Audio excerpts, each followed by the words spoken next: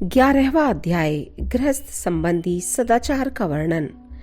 सगर बोले, हे मुने, मैं गृहस्थ के सदाचारों को सुनना चाहता हूँ, जिनका आचरण करने से वह यही लोक और परलोक दोनों जगह पतित नहीं होता।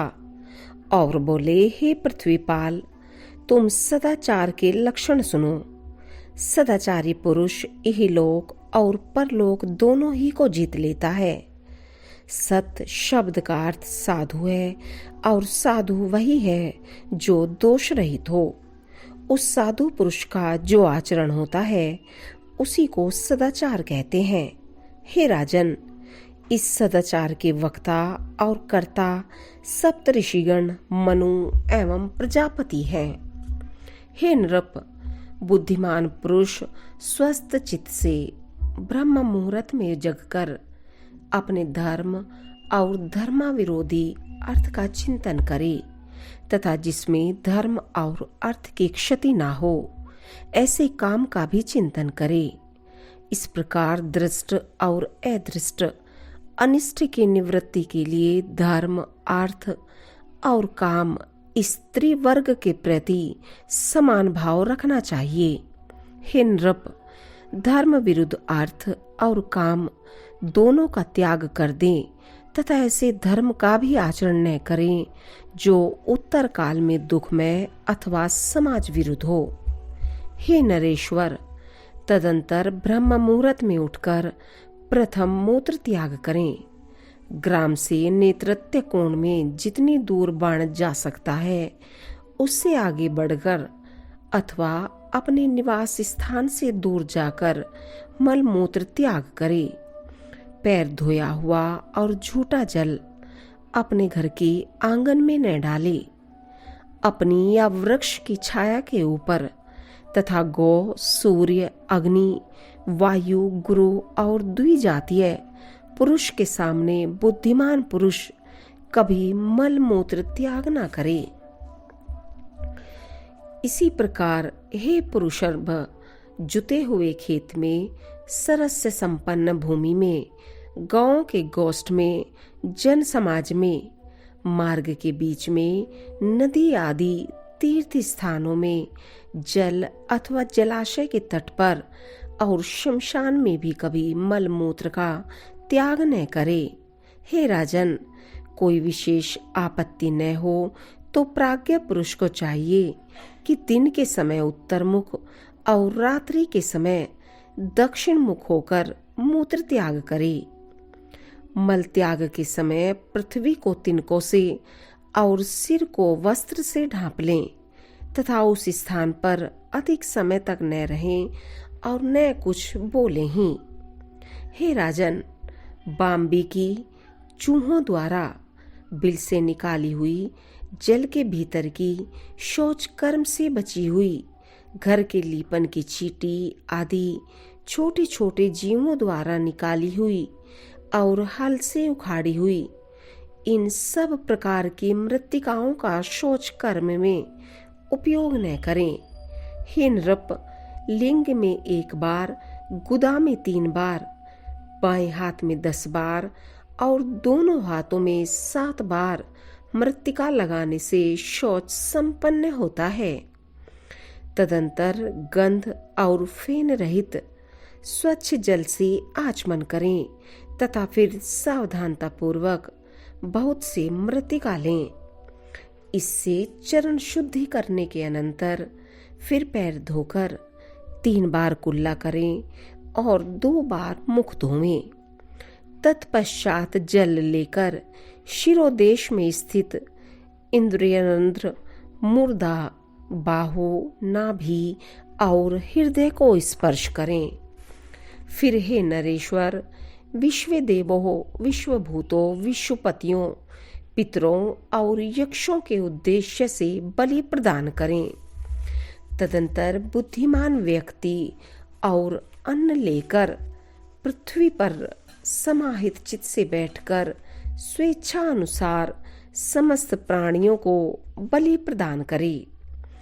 उस समय इस प्रकार कहे, देवता, मनुष्य, पशु, पक्षी, सिद्ध, यक्ष, सर्प, दैत्य, प्रेत पिशाच, वृक्ष तथा और भी चींटे आदि कीट पतंग जो अपने कर्म बंधन से बंधे हुए क्षुधातुर होकर मेरे दिए हुए अन्न की इच्छा करते हैं, उन सब के लिए मैं यह अन्न दान करता हूँ।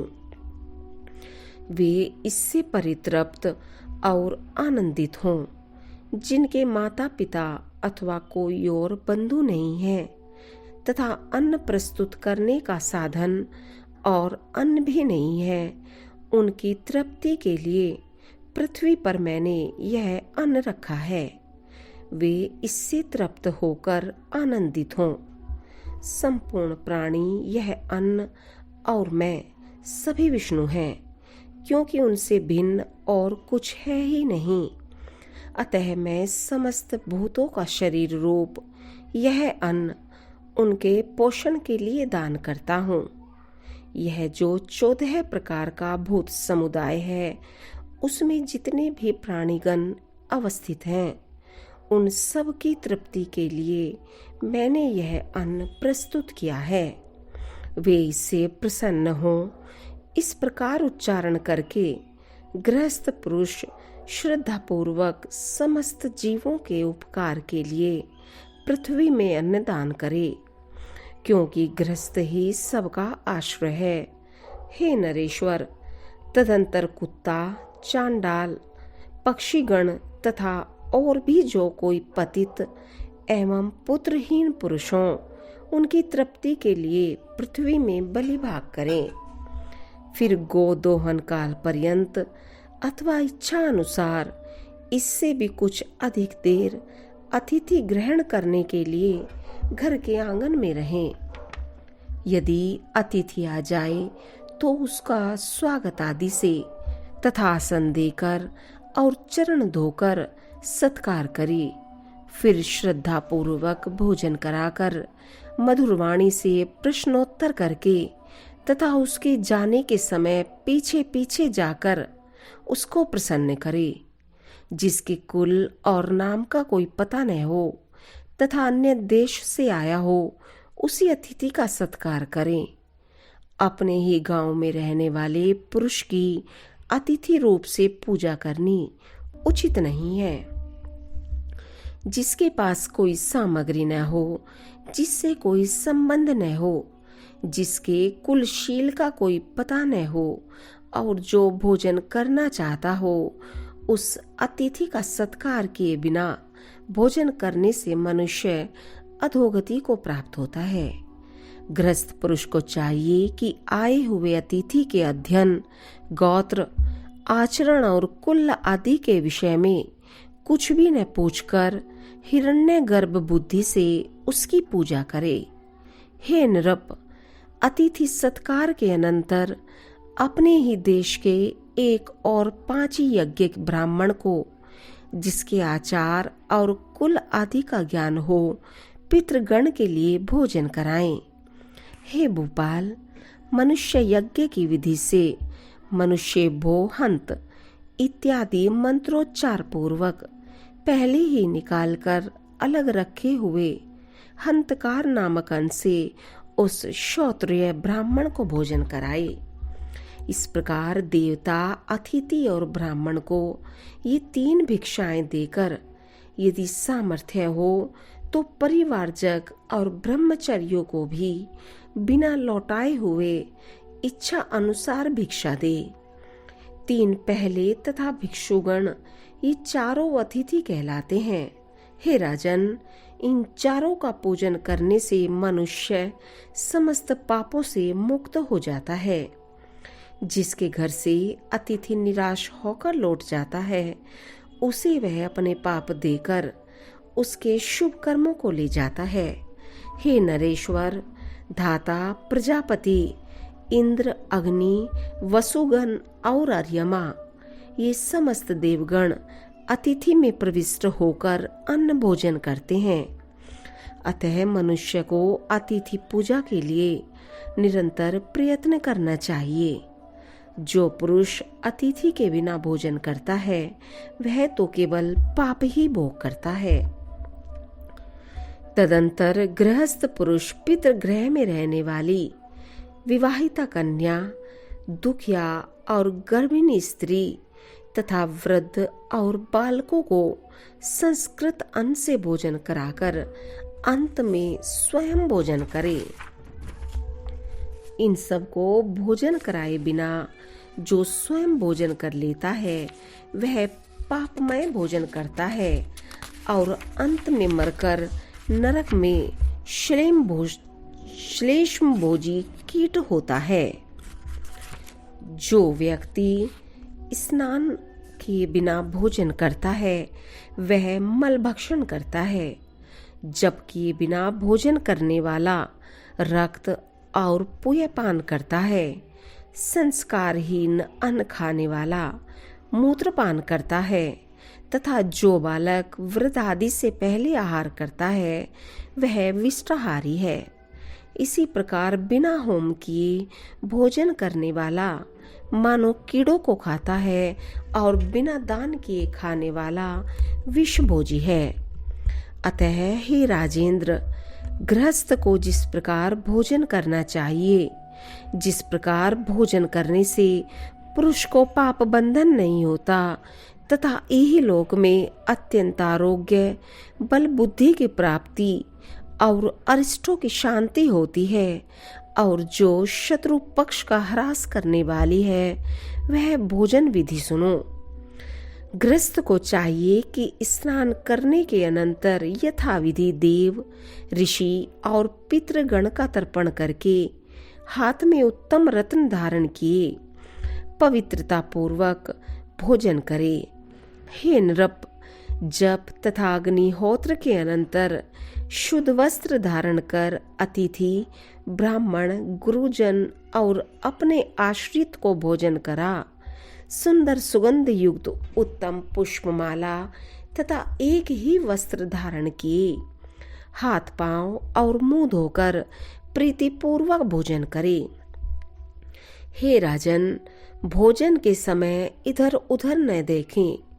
मनुष्य को चाहिए कि पूर्व अथवा उत्तर की ओर मुख करके अन्य मना न होकर उत्तम और पथ्य अन्न को प्रोक्षण के लिए रखे हुए मंत्रपूत जल से छिड़क कर भोजन करे।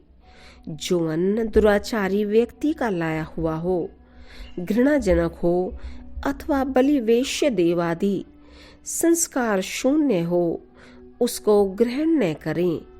हे द्विज, गृहस्थ पुरुष अपने खाद्य में से कुछ अंश अपने शिष्य तथा अन्य भूखे प्यासों को देकर उत्तम और शुद्ध पात्र में शांत चित्त से भोजन करें।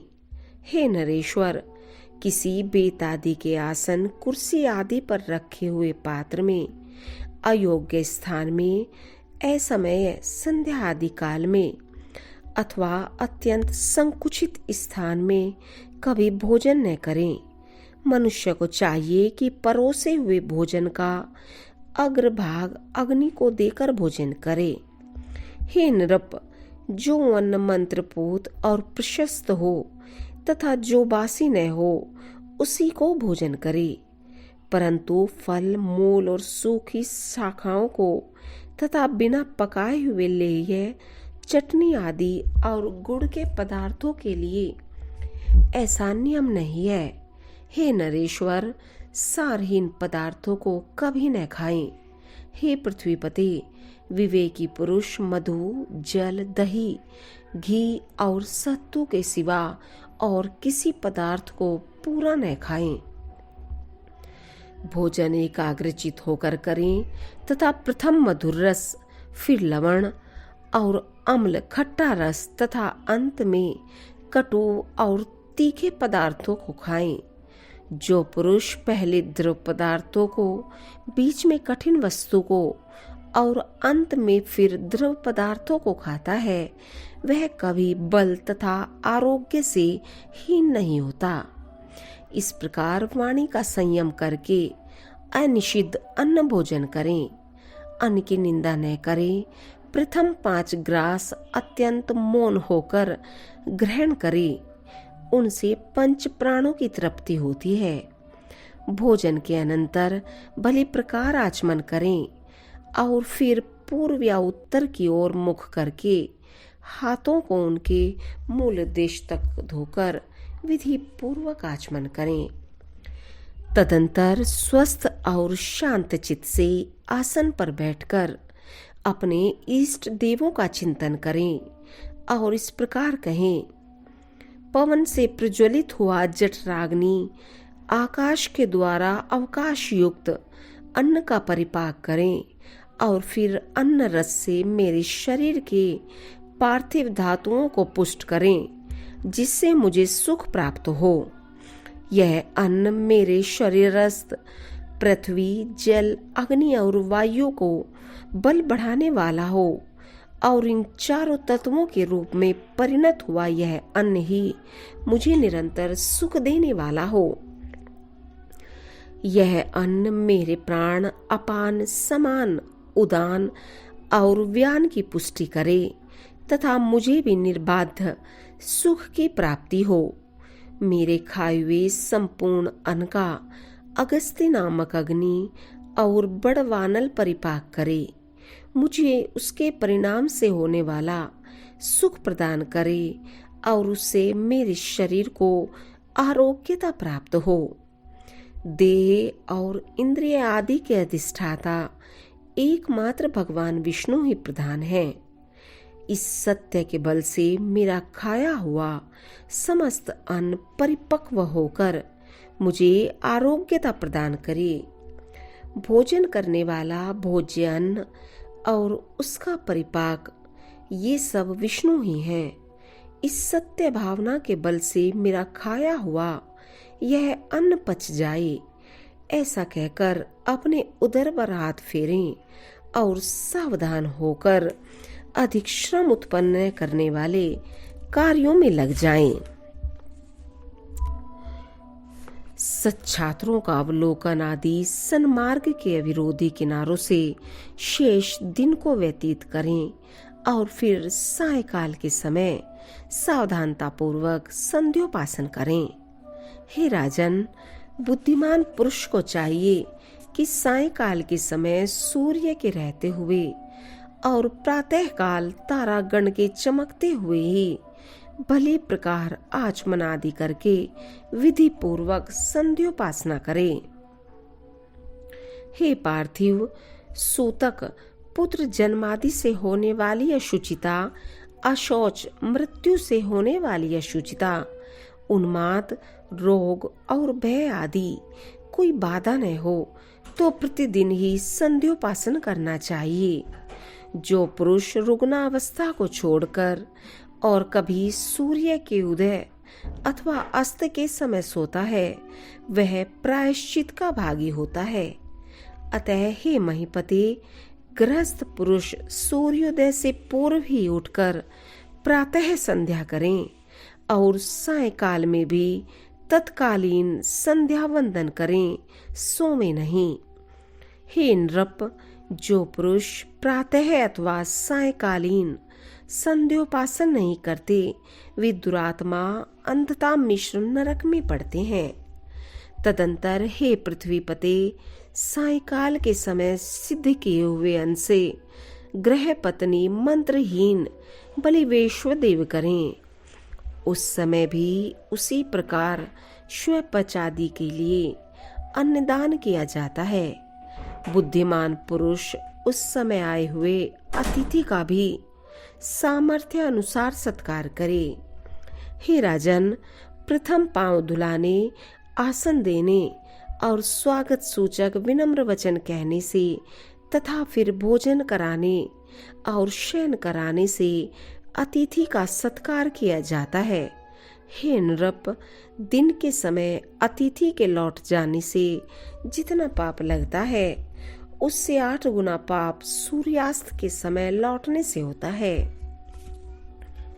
अतः हे राजेंद्र, सूर्यास्त के समय आए हुए अतिथि का गृहस्थ पुरुष अपनी सामर्थ्य अनुसार अवश्य सत्कार करें, क्योंकि उसका पूजन करने से ही समस्त देवताओं का पूजन हो जाता है।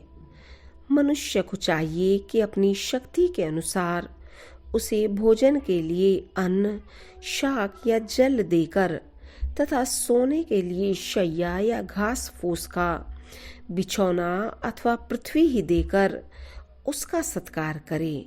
हे नृप, तदंतर गृहस्थ पुरुष सायंकाल का भोजन करके तथा हाथ पांव धोकर छिद्रादिहीन काष्ठ में शैया पर लेट जाए, जो काफी बड़ी न हो, टूटी हुई हो, ऊंची नीची हो, मलिन हो अथवा जिसमें जीव हो या जिस पर कुछ बिछा हुआ न हो, उस शैया पर न सोवे। हे नृप, सोने के समय सदा पूर्व अथवा दक्षिण की ओर सिर कर रखना चाहिए। इसके विपरीत दिशाओं की ओर सिर रखने से रोगों की उत्पत्ति होती है। हे पृथ्वीपते, ऋतुकाल में अपनी ही स्त्री से संग करना उचित है। पुल्लिंग नक्षत्र में युग्म और उनमें भी पीछे की रात्रियों में शुभ समय में स्त्री प्रसंग करें। किंतु यदि स्त्री अप्रसन्ना, रोगिणी, रजस्वला, निर्भिलाषिनी, क्रोधिता, दुखिनी अथवा गर्भिणी हो तो उसका संग न करें। जो सीधे स्वभाव की न हो, पराभिलाषिनी अथवा निर्भिलाषिनी हो, शुद्धात्रा हो, अधिक भोजन किए हुए हो अथवा पर स्त्री हो, उसके पास न जाएं। और यदि अपने में ये दोष हो तो भी स्त्री गमन न करें। पुरुष को उचित है कि स्नान करने के अनंतर माला और गंध धारण कर काम और अनुराग युक्त होकर स्त्री गमन करे। जिस समय अति भोजन किया हो अथवा शुद्धित हो, उस समय उसमें प्रवृत्त न हो। हे राजेंद्र, चतुर्दशी, अष्टमी, अमावस्या, पूर्णिमा और सूर्य की संक्रांति ये सब पर्व दिन हैं। इन पर्व दिनों में तेल, स्त्री अथवा मांस का भोग करने वाला पुरुष मरने पर विष्ठा और मूत्र से भरे नरक में पड़ता है। संयमी और बुद्धिमान पुरुषों को इन समस्त पर्व दिनों में सच्चा वस्त्रावलोकन, देवोपासना, यज्ञ अनुष्ठान, ध्यान और जप आदि में लगे रहना चाहिए। गौ, छाग आदि अन्य योनियों से, अयोनियों से औषध प्रयोग करने से अथवा ब्राह्मण, देवता और गुरु के आश्रमों में कभी मैथुन न करें। हे पृथ्वीपते, चैत्य वृक्ष के नीचे, आंगन में, तीर्थ में, पशुशाला में, चौराहे पर, शमशान में, उपवन में अथवा जल में भी मैथुन करना उचित नहीं है। हे राजन, पूर्वोक्त समस्त पर्व दिनों में प्रातः काल और सायकाल में तथा मलमूत्र के वेग के समय बुद्धिमान पुरुष मैथुन में प्रवृत्त न हो। हे नृप, पर्व दिनों में स्त्री गमन करने से धन की हानि होती है। दिन में करने से पाप होता है, पृथ्वी पर करने से रोग होते हैं और जलाशय में स्त्री प्रसंग करने से अमंगल होता है। पर स्त्री से तो वाणी से क्या, मन से भी प्रसंग न करें, क्योंकि उनसे मैथुन करने वालों को अस्थि बंधन भी नहीं होता, अर्थात उन्हें अस्थि शून्य कीट आदि होना पड़ता है। पर स्त्री की आसक्ति पुरुष को इहलोक और परलोक दोनों जगह भय देने वाली है। इहलोक में उसकी आयु क्षीण हो जाती है और मरने पर वह नरक में जाता है। ऐसा जानकर बुद्धिमान पुरुष उपरोक्त दोषों से रहित अपनी स्त्री से ही ऋतु काल में प्रसंग करे तथा उसकी विशेष अभिलाषा हो तो बिना ऋतुकाल के भी गमन करे। इति श्री विष्णु पुराणे तृतीय अंशे एकादशो अध्यायः।